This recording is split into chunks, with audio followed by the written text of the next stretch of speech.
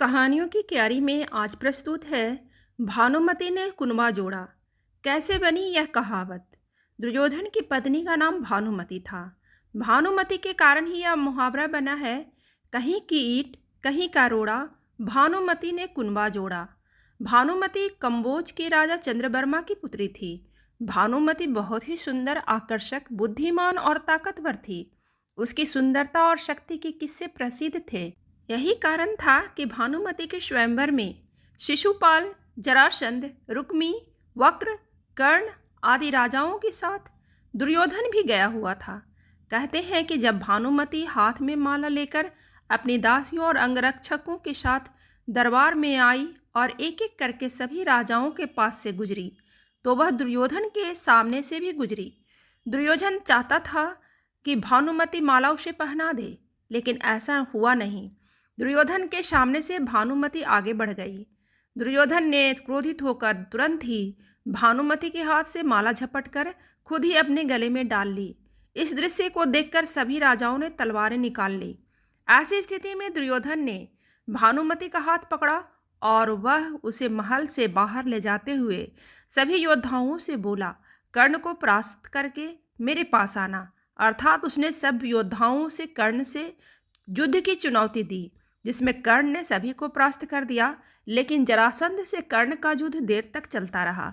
जरासंध ने दुर्योधन की बीवी भानुमति के स्वयंवर में भी भाग लिया, और जब दुर्योधन जबरन भानुमति को अपनी पत्नी बनाना चाह रहा था, तब जरासंध और कर्ण में 21 दिन युद्ध चला, जिसमें कर्ण जीता और पुरस्कार में जरासंध ने कर्ण को मालनी का राज्य दे दिया। ये जरासंध की पहली हार थी।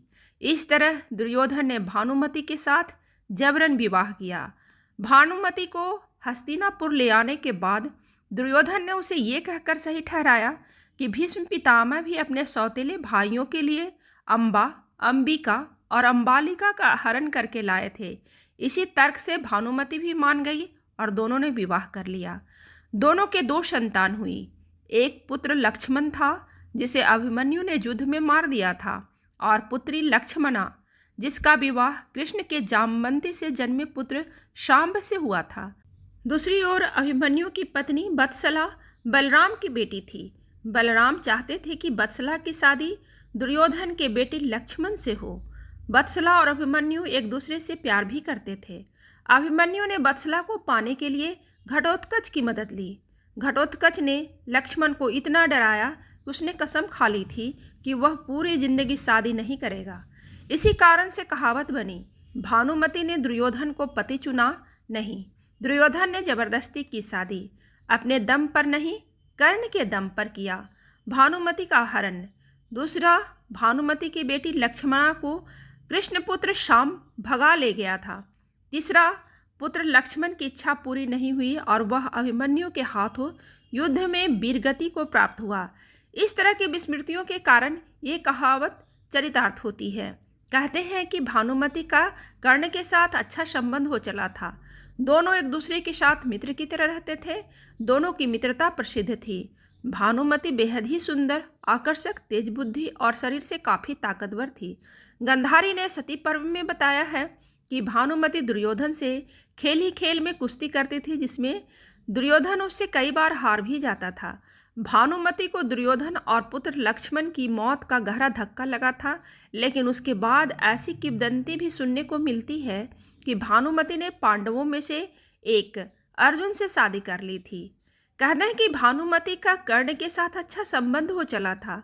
दोनों एक दूसरे के साथ मित्र की तरह रहते थे। दोनों की मित्रता प्रसिद्ध थी। कर्ण और दुर्योधन की पत्नी भानुमति को एक बार शतरंज खेल रहे थे। इस खेल में कर्ण जीत रहा था। तभी भानुमति ने दुर्योधन को आते देखा और खड़े होने की कोशिश की। दुर्योधन के आने के बारे में कर्ण को पता नहीं था, इसलिए जैसे ही भानुमति ने उठने की कोशिश की, कर्ण ने पकड़कर बिठाना चाहा। भानुमति के बदले उसके मोतियों की माला कर्ण के हाथ में आकर टूट गई। दुर्योधन तब तक कमरे में आ चुका था। दुर्योधन को देखकर भानुमति और कर्ण दोनों डर गए कि दुर्योधन को कहीं कुछ गलत शक न हो जाए। परंतु दुर्योधन को कर्ण पर बहुत विश्वास था। उसने सिर्फ इतना कहा कि मोतियों को उठा ले, और वह जिस उद्देश्य से आया था उस संबंध में कर्ण से चर्चा करने लगा। इस विश्वास के चलते ही कर्ण गलत समझ लिए जाने से बच गए